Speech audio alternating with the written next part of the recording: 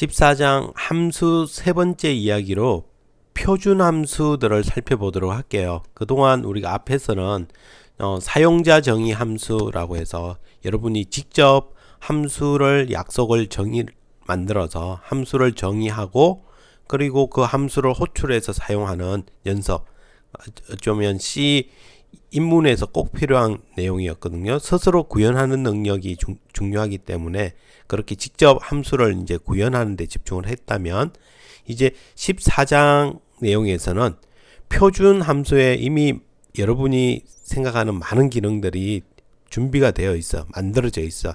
그러면 그 표준 함수를 사용할 때는 어떻게 사용해야 되는지 그걸 살펴보려고 하는 거예요. 그래서 지금은 아직 여러분이 구현에 많이 익숙하지 않은 상태에서는 표준 함수를 사용하기보다는 직접 만들어서 함수를 직접 만들어서 사용해 보는 연습이 좀 필요하고요. 이제 어느 정도 만드는 구현에 자신감이 생기고 나면 그러면 매번 만들어 쓸 수는 없잖아요. 그러니까 표준 함수에 있는 기능들을 우리가 많이 활용을 하게 될 겁니다.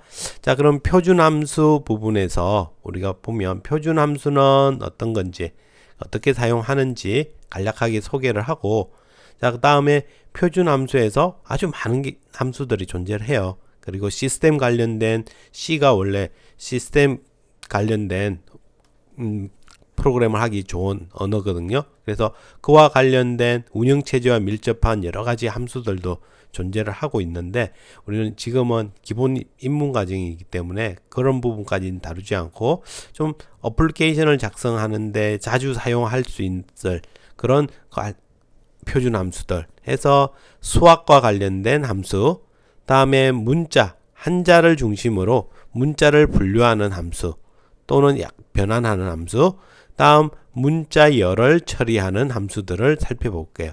이렇게 해서 표준 함수들을 어떻게 사용하는지에 대한 연습과 그 다음에 자주 사용하는 기능들에 대해서 살펴보고, 그러면 이제 나머지 필요한 것들은 표준 함수를 어떻게 찾아서 여러분이 사용할 수 있는지에 대한 소개를 할 테니까 그걸 기준으로 필요한 함수들은 찾아서 사용하는 연습을 해보면 되겠죠. 자, 세 번째로는 이제 랜덤 함수를 사용하는 방법을 살펴볼게요. 그래서 랜덤 함수를 사용하면 또 우리가 프로그래밍 하는 데 있어서 상당한 유연성을 가질 수 있게 만들 수 있거든요. 자, 표준 함수 보면 우리가 앞에서 계속 사용했던 건 직접 우리가 만들어서 사용하는 함수, 사용자 정의 함수라고 얘기를 했었어요. 그런데 이제 이번 시간에 보는 거는 표준 함수라고 해서 C 언어에서 어느 정도 약속을 해놓고 제공을 해주는 그런 함수다라고 보면 돼요. 그래서 표준에서 지정을 해서 이런 표준을 따르게끔 규칙을 정해 놓으면 그걸 컴파일 회사에서 이제 구현을 해서 컴파일러 제공 버전마다 약간씩 차이가 있거든요. 표준 함수를 새로운 표준 함수가 추가가 되고 있어요. 그래서 컴파일러 만드는 곳에서 이제 해당 버전에 맞게끔 지원을 해주는 거예요. 그래서 이와 같이 함수를 사용자 정의 함수를 우리가 앞에서 만들어 썼다면 컴파일러가 제공하는 이런 함수들을 우리 표준 함수라고 하고 또는 라이브러리 함수라고 얘기를 해요. 라이브러리라고도 많이 표현을 하거든요. 자, 표준 함수는 이미 만들어서 제공이 되므로 함수를 정의하는 과정은 필요하지 않아요. 함수를 정의할 필요는 없어. 이미 다 만들어서 정의까지 다 되어 있고 하기 때문에, 대신 함수의 선언부가 지정이 돼야 돼요. 우리 코드에서 사용을 하려면 그 함수의 선언부 앞에서 우리가 함수를 정의할 때 메인 함수보다 아래에 있을 때는 위에다가 함수의 원형을 적어준다고 했었죠. 원형을 적어주고 세미콜론을 표현했듯이 이런 식으로 함수의 원형 부분, 선언부가 지정이 돼야 되는데, 이런 게 이제 .h로 되어 있는 헤더 파일이라고 하는데 이곳에 다들 기록을 해놨어요. 그러니까 모든 코드의 구현부가 들어있는 게 아니라 원형의 선언에 들어있는 거야. 그러면 우리가 이제 헤더 파일을 인클루드를 해주는 이유가 이런 이유 때문에, 그 함수를 사용할 수 있도록 해주기 위해서, 그리고 기본적으로 우리가 항상 printf, scanf 쓰기 위해서 stdio, 스탠다드 인풋 아웃풋과 관련된 여러 가지 표준 함수들이 지정이 되어 있어요. 여기에 헤더 파일을 우리가 항상 include 해서 사용을 했던 거예요. 이와 같이 많은 분야의 다양한 기능들이 구현이 되어서 함수로 제공되어 있고, 이번 장에서는 자주 사용하는 표준 함수들 중심으로 한번 살펴볼 거예요. 모두 다 다루기에는 너무 많고 또 이걸 100% 다 기억하고 쓰는 사람도 없거든요. 그래서 기본적인 사용하는 방법, 그리고 그 표준의 헤더를 읽는 방법을 알고서 그걸 보고서 여러분이 어떤 인자를 전달해야 되고 리턴 값이 뭔지, 그 리턴 값의 의미가 뭔지를 문서를 보고서 확인해 낼 수 있으면 돼요. 이렇게 해서 수학 관련된 함수, 문자 분류, 문자열 처리와 관련된 함수들을 어떻게 사용하는지 한번 연습을 해 볼 거고요. 그 다음에 임의의 수를 생성하는 랜덤 함수도 한번 살펴보도록 할게요. 자, 그러면 첫 번째로 수학 관련된 함수들을 한번 사용을 해 볼게요. 수학 관련된 함수들은 주로 어디? method.h에 선언이 되어 있어요. 그리고 또 일부 함수들은 수학과 관련된 것 같은데 또 다른 곳에 있는 것도 있어요. 특히 std.lib.head 파일 이쪽에 여러 가지 유틸리티 관련된 함수들이 또 선언이 되어 있거든요. 근데 보통은 이제 수학 전문적인 거는 이쪽에 되어 있다고 보면 돼요. 그래서 수학 함수를 사용하기 전에 우리가 math.h를 include를 해주고, 그리고서 이제 해당 함수들을 호출을 해주면 돼. 자, 이와 같이 그러면 수학 함수에 우리 자주 쓰는 것만 먼저 한번 표로 선생님이 몇 개만 정리를 해놨는데, 이거 외에도 엄청 많은, 그래서 전체 지원하는 함수들을 한번 살펴보려면 이와 같은 이제 사이트에 가서 확인을 해볼 수 있어요. cppreference.com 이라는 곳에 보면 이제 C++를 주로 정리를 해놨는데 여기에 C 언어도 같이 정리를 해놨어요. 자, 그러면 한번 이 사이트를 간략하게만 한번 살펴보도록 할게요. 자, 보면 우리 이렇게 cppreference.com 이라고 주소창에 입력을 하면 그러면 이곳으로 오게 돼요. 자, 그러면 여기 윗부분에는 C++와 관련된 레퍼런스가 정리가 되어 있고요. 자, 그 다음 여기에는 밑에는 이제 여기 버전에 따라서 표준에 제정된 거에 따라서 이런 식으로 차이점들도 정리가 되어 있어. 자, 그 다음 요 아래쪽으로 내려보면 C 레퍼런스라고 적혀 있는 부분이 있어요. 그래서 C와 관련된 여러 가지 문서들이 정리가 되어 있고요. 그 중에서 여기 headers라는 부분을 클릭을 해보면 그러면 표준 함수들이 이제 C 스탠다드 라이브러리 헤더 파일 되어 있죠. 이렇게 헤더 파일들이 정리가 되어 있어요. 자, 그리고 옆에 보면은 이제 since C99 이런 식 돼 있는 게 이제 헤더 파일에 언제부터 얘가 지원되는지가 표현이 된 거예요. 그리고 없는 거는 예전부터 애초에 C 표준이 처음 정해질 때부터 지원되는 헤더 파일들이고요. 그래서 여러분 컴파일러에도 요즘은 보통 이제 한 C11까지는 대부분의 컴파일러들이 다 지원을 하기 때문에 C11 근데 C23 이렇게 적힌 거는 아직 여러분이 사용하는 컴파일러에서 지원되지 않을 가능성이 커요. 그래서 이와 같이 준비가 되어 있고, 자, 그러면 우리 여기에 수학 math.head 파일을 클릭을 해보면 여기 안에 이제 쭉 다 정리가 되어 있어. 자, abs라는 절대값을 구하는 함수고요. 근데 이 abs는 어디? stdlib.h에 정의가 되어 있대요. 얘는 이렇고, 자, 이제 여기 보면은 이제 math.head에 있는 애들 fabs 얘는 이제 math.head에 정의가 되어 있대요. 그래서 누구 절대값을 구해준다. 누구에 대해서 floating point value 실수값에 대한 절대값을 얻어내는 함수다라고 되어 있죠. FABS. 그리고 뒤에 이제 조금씩 더 뭔가 확장자가 붙어 있는 게 이와 같이 이제 차이점을 몇몇 이제 기본 그 다음에 자료형에 따라서 조금씩 차이를 나타낼 거예요.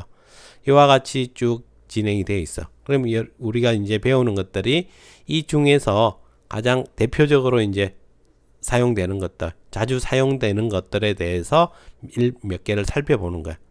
자, 여기에 또 POW라는 함수가 있다. 내가 어떻게 사용하는지 모르겠다. 그러면 이걸 한번 눌러보면 이거에 대해서 이제 자세하게 설명이 되어 있어요.